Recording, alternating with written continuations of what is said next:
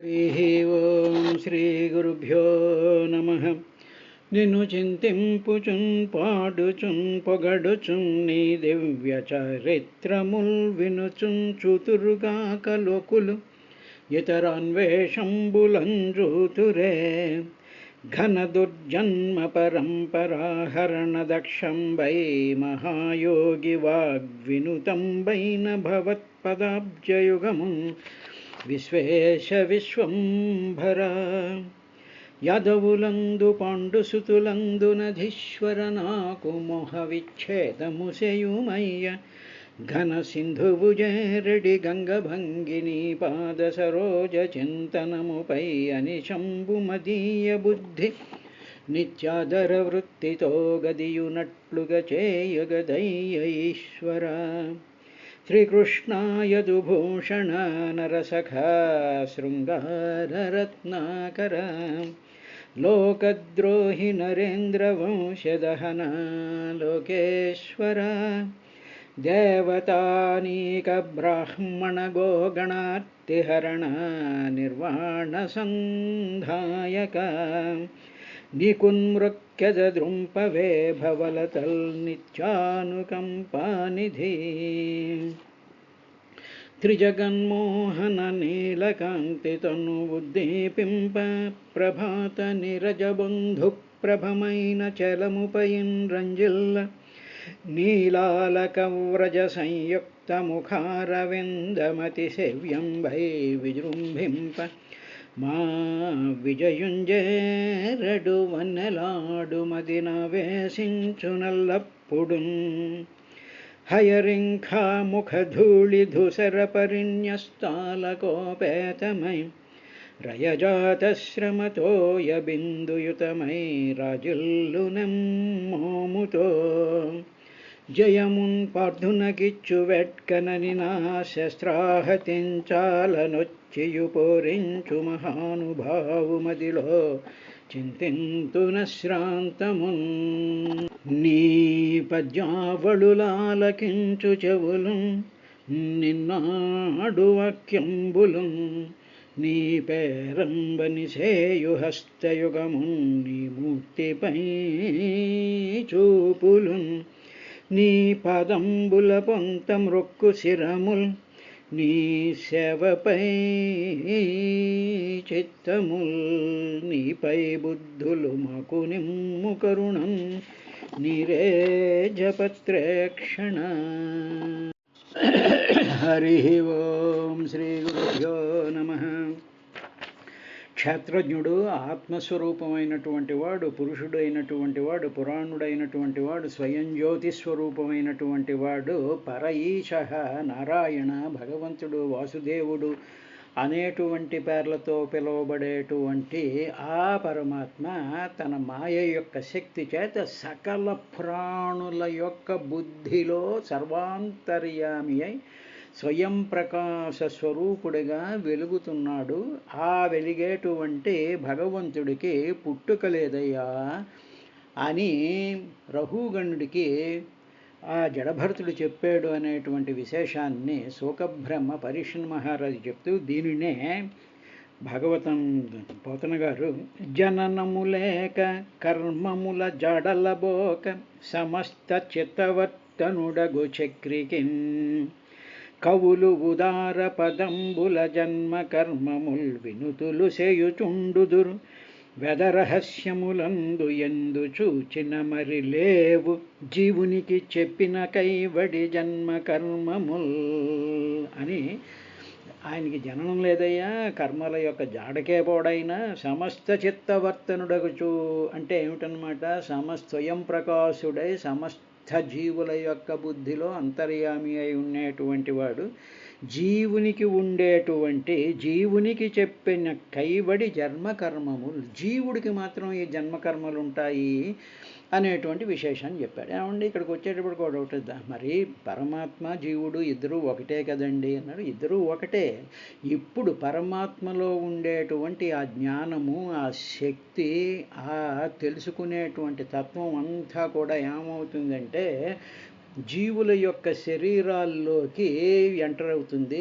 సర్వవ్యాపకం కాబట్టి జీవుడి యొక్క శరీరాల్లోకి ఎప్పుడైతే ఎంటర్ అయిపోతుందో అప్పుడు జీవుడికి టెంపరరీగా ఈ శరీరంలోకి తాను ఎంటర్ అవడంతో ఈ శరీరము నేను అనేటువంటి, ఈ శరీరము నాది అనేటువంటి ఒకానొక భావం దానికి కలుగుతుంది. అంటే ఉదాహరణకి స్ఫటికంతో ఉండేటువంటి బొమ్మలోకి మనం ఒక లైట్ కొట్టామనుకోండి, ఓ ఎర్ర లైట్ కొట్టామనుకోండి, కొట్టేటప్పుడు ఇప్పుడు ఏమవుతుంది, ఆ స్ఫటిక బొమ్మలోకి ఎర్ర లైట్ రాగానే ఇప్పుడు ఆ ఎర్ర లైటు జ్ఞానస్వరూపుడు కాబట్టి, శబ్దస్వరూపుడు కాబట్టి, వాక్స్వరూపుడు కాబట్టి అప్పుడు ఆ జీవుడు సరదాగా ఏమనుకుంటాడంటే ఈ స్ఫటికం బొమ్మను నేను అనుకుంటాడు. తను స్ఫటికం బొమ్మ కాదు, కానీ తాను దాంట్లోకి పూరింపబడి ఉన్నాడు కాబట్టి టెంపరరీగా ఆ బొమ్మని తన శరీరము అనుకుంటాడు. అలా అనుకునేటువంటి ఆ తెలివి, ఆ ప్రాణశక్తి, తద్వారా పుట్టినటువంటి మనసే మరణం పడిన తర్వాత ఆ శక్తే శరీరాన్ని ఆధారం చేసుకుని, ఇంద్రియాలను ఆధారం చేసుకుని సమస్తమైనటువంటి కర్మల్ని చేస్తూ ఉంటుంది. ఇప్పుడు ఉదాహరణకు డెడ్ బాడీ ఉందనుకోండి, డెడ్ బాడీ కర్మలు చేయగలదా? చేయలేదు. దాంట్లో ఉండేటువంటి ప్రాణశక్తి పోయింది అంటే దాంట్లో ఉండేటువంటి జీవుడు వెళ్ళిపోయాడు, పైగా ప్రాణశక్తి ఆగిపోయింది, జీవుడు లేడు. అందువల్ల ఏమవుతోంది, శరీరాన్ని ఆధారం చేసుకుని ఆ తెలివిగలిగినటువంటి దానిని జీవస్వభావం అంటారు. ఆ వెలుగే జీవస్వభావంతో తాదాత్మ్యం చెందిపోయినటువంటి ఆ తెలివి, ఆ మనసు జీవుడు. ఆ మనసే ఆ జీవుడికే జీవునికి చెప్పిన కైవడి జన్మ కర్మముల్ మరి లేవు, అసలైనటువంటి వెలుగుకి లేవు. అంటే పైనుంచి పడుతూ ఉండేటువంటి లైట్కి కానీ, శరీరం ఆ బొమ్మలో ఉండేటువంటి లైట్కి కానీ కర్మలు లేవు. ఎప్పుడైతే వస్తుందో ఆ పడుతున్నటువంటి లైటు బొమ్మలో ఉండేటువంటి శరీరంలో బొమ్మలో ఉండేటువంటి అంగములతో తాదాత్మ్యం చెందిపోయినప్పుడు నా చెయ్యి, నా కాలు, నా ముక్కు, నేను పెరుగుతున్నాను, నా పేరు ఇది, నామరూపాత్మకము, తర్వాత ఇంద్రియాల ద్వారా ప్రపంచంతో వచ్చేటువంటి అనుభవాలు ఇవన్నీ మనసు అనేటువంటి దాంట్లో పెట్టుకుని దానితో లావాదేవీలు పెట్టేసుకున్నటువంటి ఆజ్ఞాన స్వరూపమైనటువంటి లైటే జీవుడు. కానీ అసలైనటువంటి లైట్ ఆ లైట్ అలాగే ఉంటుంది. అందువల్ల జననము లేక కర్మముల జడలబోక సమస్త చిత్తవర్తనుడగు చక్రికి, ఆయన చక్రి అంటే చరిస్తూ ఉంటాడు, చక్రం అంటే తిరుగుతూ ఉంటుందిగా. సో సమస్తంలోనూ కూడా నిరంతరము కూడా చైతన్య ప్రకాశాత్మకంగా తిరిగేటువంటి చక్రికి కవులు దారపదంబుల జన్మ కర్మముల్ వినుతులు చేయుచుండుదురు. కవులు అంటే వేదవ్యాస మహర్షులు, మహానుభావులైనటువంటి వాళ్ళు. ఆయన పుట్టాడు, రాముడి కింద పుట్టాడు, కృష్ణుడి కింద పుట్టాడు, వామనుడి కింద పుట్టాడు, ఈ కింద పుట్టాడు, ఆ కింద పుట్టాడు అనేటువంటి భావంతో చేస్తూ ఉంటారు, చేయుచుండుదురు. వేదరహస్యములందు ఎందు చూచిన మరి లేవు. కానీ వేదంలో, ఉపనిషత్తుల్లో సరైనటువంటి అవగాహన కలిగినటువంటి విధానంగా చూసినట్లయితే ఆ పరమాత్మకి జీవునికి చెప్పిన కైవడి జన్మ కర్మములు లేవయ్యా అన్నాడు. దానిని తర్వాత చెప్తూ ఆయన యథానిల స్థావర జంగమానాత్మస్వరూపేణ నివిష్ట ఈషేత్ ఏవం పరో భగవాన్ వాసుదేవ క్షేత్రజ్ఞ ఆత్మే దమను ప్రవిష్ట అంటూ ఏ విధంగా అయితే అనిలం అంటే గాలి స్థావర జంగమాత్మకం అంటే కదలనటువంటి ప్రాణులలో వాయువు ప్రాణశక్తి రూపంగా ఉంటుంది కదా. ప్రతి ప్రాణి, చెట్లతో సహా ప్రతి ప్రాణి కూడా గాలిని పీల్చుకుంటుంది, వదులుతూ ఉంటుందిగా. ఇలాగ వదిలేటువంటి ఉంటూ వాటిని నియమించేటువంటి అంటే ఆ జీవులను, ఆ ప్రాణులను కంట్రోల్ చేసేటువంటి విధంగా ఉంటాడు, వాయువులాగా ఉంటాడు. అంటే ఇప్పుడు ఆ వాయువు ఆ శరీరం కాదు కదా, గాలి ఆ శరీరం కాదు. గాలి మానవుల శరీరాల్లోకి వెళ్తుంది, మానవుల శరీరాలని నియమిస్తోంది, వాటిని కంట్రోల్ చేస్తోంది, వాటిలతో తాదాత్మ్యం చెందుతోంది, వాటి చేత ప్రాణశక్తి రూపంగా ఉంటోంది. కానీ ఆ వాయువు ఆ శరీరం కాదుగా, ఆ పదార్థం కాదుగా. అలాగా ఉంటూ ఆ ప్రాణశక్తే ప్రాణుల యొక్క కదలికల్ని నియమిస్తూ కంట్రోల్ చేస్తూ ఉంటుంది. అదేవిధంగా ప్రకృతికి అతీతుడైనటువంటి వాసుదేవుడు ఏవం పరో భగవాన్ వాసుదేవ, భగవాన్ పూజుడైనటువంటి అన్నిట్లోనూ అంతర్యామిగా ఉండేటువంటి వాసుదేవుడు ఈ జగత్తుని సృష్టించిన పిదప సృష్టించాడు. అంటే ఆయనలో నుంచే ఇవన్నీ ప్రొజెక్ట్ చేయబడ్డాయి, అన్నీ ఆయనలోనే ఉన్నాయి, దానిలో నుంచే ప్రొజెక్ట్ చేయబడ్డాయి. దేశకాల కలన వైచిత్రీకృతం బీజస్యాంతరివాంకురో జగదిదం ప్రాంగిర్వికల్పం. ప్రాంగిర్పూర్వమే అన్నీ కూడా ఒక విత్తనంలో మర్రి చెట్టు విత్తనంలో ఏ విధంగా అయితే సూక్ష్మరూపంగా ఉంటుందో అలా ఉన్నప్పుడు మాయాశక్తి, అందులోనే ఉండేటువంటి ఒక శక్తి ఆ చెట్టుని పైకి ఎలా లాగుతుందో అలాగే సర్వాంతర్వ్యాపమైనటువంటి సత్ చిత్తునందు పూర్వం నిర్వికల్పం పునర్మాయాకల్పిత దేశకాల కలన స్పేస్ టైమ్ అండ్ మ్యాటర్ కింద దాన్ని ప్రొజెక్ట్ చేస్తూ ఉంటాడయ్యా. అలా ఉండేటువంటి వాడు ప్రకృతికి అతీతుడు వాసుదేవుడు. ఈ సృష్టించిన పెద్ద సకల ప్రాణులలో సృష్టించేసేసి ఆయన దూరంగా ఎక్కడికో వెళ్ళిపోడు. సకల ప్రాణులలో క్షేత్రానికి, క్షేత్రం అంటే సకల ప్రాణుల యొక్క దేహాలు, పంది, కుక్క, ఏనుగు, మనిషి, చీమ, దోమ, చెట్టు, ఇవన్నీ కూడా క్షేత్రములు. వాటిల్లో సాక్షిగా ఉంటాడు, అలా చూస్తూ ఉంటాడు. ఆత్మ చైతన్య ప్రకాశంగా ఒక వెలుగు కింద, ఒక లైట్ కింద అంతర్గత జ్యోతిలాగా ప్రవేశించి ఉంటాడయ్యా. ఆ రూపంగా ఆయన మనకి కనిపిస్తూ ఉంటాడు. క్షేత్రజ్ఞ ఆత్మేహ తత్ అనుప్రవిష్ట, దాంట్లో ప్రవేశిస్తాడు. అంటే ఏమిటి? తనలో నుంచే అన్నిటినీ బయటికి తీస్తాడు, తానే అన్నిట్లోనూ కూడా పూరింపబడి ఉంటాడు, తానే అన్నిట్లో కూడా ఉండి సర్వము కూడా వ్యాపించిపోయి ఉంటాడయ్యా. ఇది ఆయన పరమాత్మ యొక్క లక్షణం అని చెప్పిన తర్వాత, నా యావదేతాం తను భృన్నరేంద్ర విధూయమాయాం వయనోదయేన విముక్త సంగోజిత షట్సపత్నో వేదాత్మతత్వం భ్రమతీహ తావతి న యావదేతన్మన ఆత్మలింగం సంసారతాపాపనం జనస్య యచ్చోకమోహాయ రాగలోభవైరానుబంధం మమతాం విధత్తే. మహారాజ అని చెప్తూ, ఈ దేహాన్ని ధరించినటువంటి వ్యక్తి ఉన్నాడే, సంసారంలో ఆసక్తిని విడిచిపెట్టేసేసి ఇటువంటి విషయం, నేను క్షేత్రజ్ఞుడిని, నేను దేహాన్ని కాదు, నేను తెలివిని, నేను ఇండిపెండెంట్గా స్వతంత్రంగా ఉండేటువంటి ఒకానొక స్ఫురణ కలిగినటువంటి వాడు అసలైనటువంటి వ్యక్తి. అప్పుడు అటువంటి వాడు ఏం చేస్తాడు అంటే, ఆ క్షేత్రజ్ఞుడు ఏం చేస్తాడంటే, శరీరంతో ఎప్పుడైతే తాదాత్మ్యం చెందిపోతాడో, శరీరంతో ఉండేటువంటి సమస్త ఇంద్రియాలు తనవే అనుకుని, తానే ఈ ప్రపంచంతో ఇంటరాక్ట్ అవుతూ ఉంటాను అనుకునేటువంటి ఆ దేహధారి అయినటువంటి వ్యక్తి ఉన్నాడే, సంసారంలో మొట్టమొదటి వాడు ఆసక్తిని విడిచే, అంటే మొట్టమొదటి క్యూరియాసిటీని వదిలిపెట్టాలి. తర్వాత కామక్రోధ లోభ మోహ మత్సర్యాలనేటువంటి 6 శత్రుల్ని కూడా జయించాలి. ఇదే విషయాన్ని ప్రహ్లాదుడు హిరణ్యకశిపుడితో అంటాడు. లోకములన్నీయుం గడియలోన జయించితివి, ఇంద్రియానీకము చిత్తమున్ గెలువనేరవు, నిన్ను నిబద్ధు చేయు నీ 6 శత్రువులు. నీలో 6 శత్రువులు ఉన్నారు, వాళ్ళని కంట్రోల్ చేయలేకపోతున్నావు.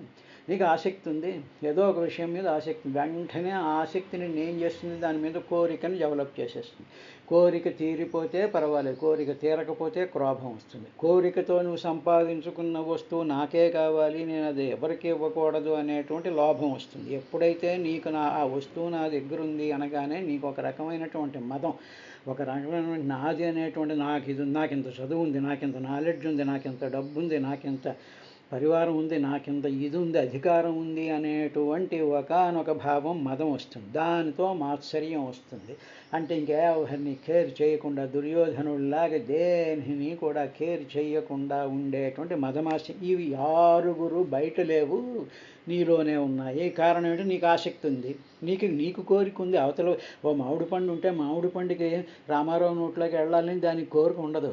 రామారావుకి ఉంటుంది ఆ కోరిక, ఉండి ఎదురుగా కనిపిస్తున్న మామిడి పండు పండు మీద నాకు ఆసక్తి పెరిగి దాన్ని తినాలి అనిపిస్తుంది. అందువల్ల మామిడి పండు కోరుకుంటుంది, ఇంకొకళ్ళకి కోరుకుంటుంది, మనకి కోరికలు ఉంటాయి కాబట్టి ఎదురుగా కనిపించేటువంటి వ్యక్తుల మీద ఆశలు, ప్రేమలు, గాడిద గుడ్డులు బయలుదేరుతూ ఉంటాయి. కాబట్టి ఇటువంటివన్నీ నీలోనే ఉండి శత్రువుల నుండి నిన్ను బాధ పెడుతూ ఉంటాయి. అటువంటి వాటిని జయించాలయ్యా. అలాగ జయించినటువంటి సాధకుడు ఏం చేస్తాడంటే ఆత్మజ్ఞానాన్ని పొందుతాడు. ఓహో, అసలైనటువంటి ఆ వెలుగుని, ఆ క్షేత్రజ్ఞుణ్ణి తెలుసుకుని ఉంటాడు. ఆ విధంగా వీడు ఏం చేయాలంటే అజ్ఞానాన్ని తొలగించుకోవాలి. అంటే వీటిల్ని కంట్రోల్ చేసేస్తే ఆటోమేటిక్గా నీ అజ్ఞానం తొలగిపోతుందయ్యా. అలాగే మనస్సు సంసారంలో ఏం చేస్తుంటుంటే దుఃఖాల్ని పండించే పొలం అని తెలుసుకోవాలి. మనసు ఏం చేస్తోంది? ఈ సంసారం అంటే ఎదురుగా కనిపించినటువంటి ప్రపంచంతో మనం ఆసక్తి చేత, కోరికల చేత, క్రోధము చేత మనం పండించుకుంటూ ఉండేటువంటి వాటితో లావాదేవీలు, వాటి నుంచి ఫలాలు వస్తాయి.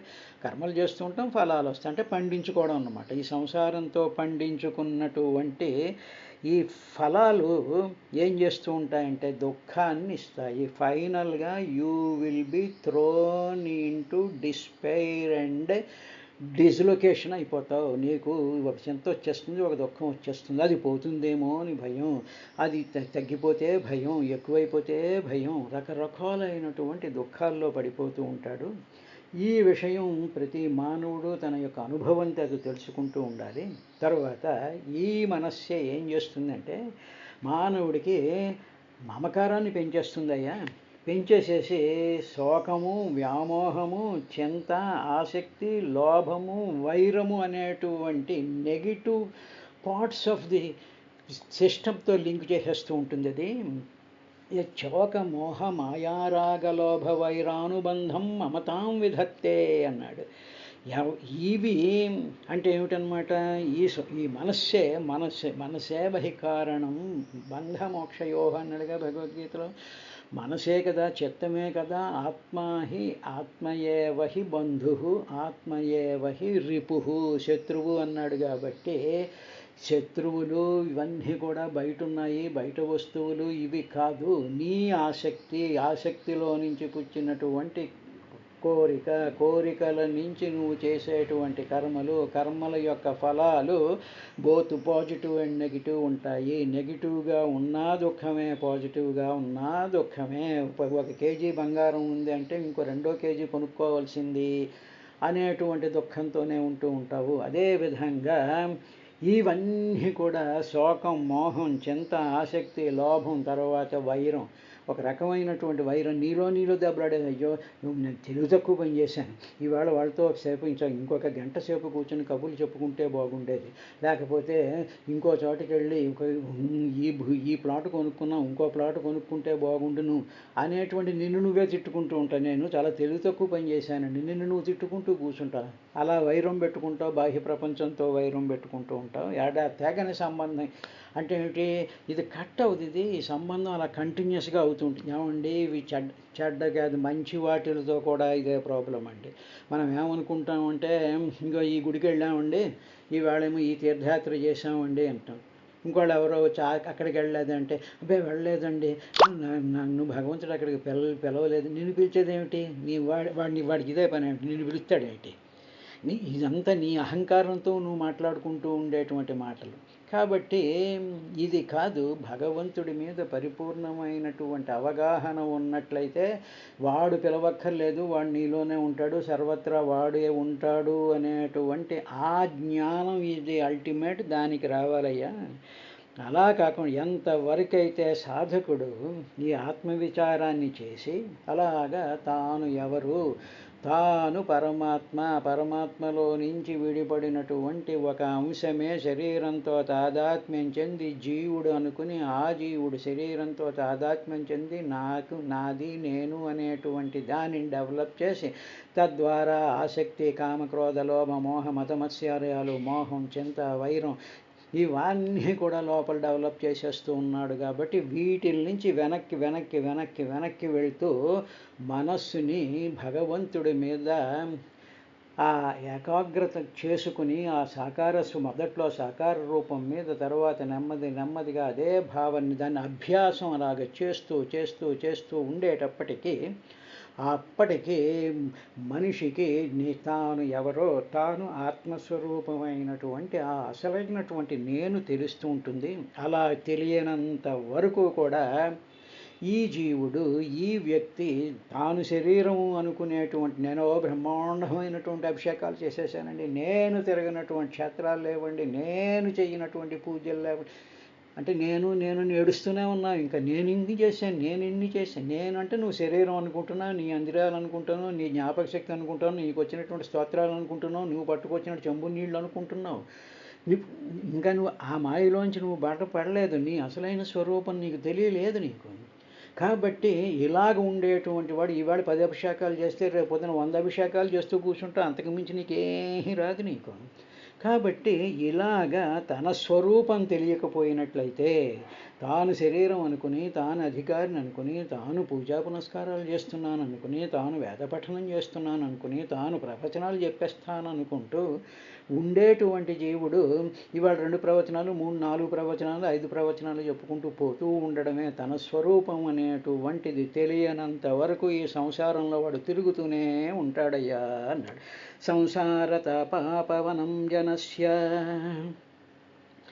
ఈ విధంగా వీడు తిరుగుతూ ఉంటాడు మహారాజా.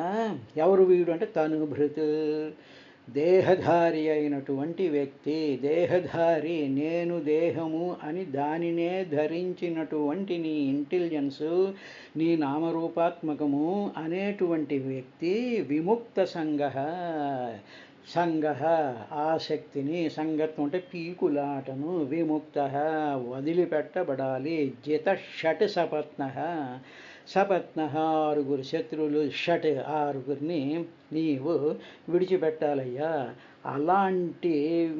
అటువంటి దానితో ఏతాం ఈ మాయాం అజ్ఞానం విధీయ తొలగించుకొని ఆత్మతత్వం అతలు తాను ఎవరు అనేటువంటి విషయాన్ని తెలుసుకోనంత వరకు కూడా ఈ జీవుడు శోకం, వ్యామోహం, చింత, ఆసక్తి, లోభం, మతమాశ్చర్యాలు అనేటువంటి వాటిల్లో పడిపోతూనే ఉంటాడు.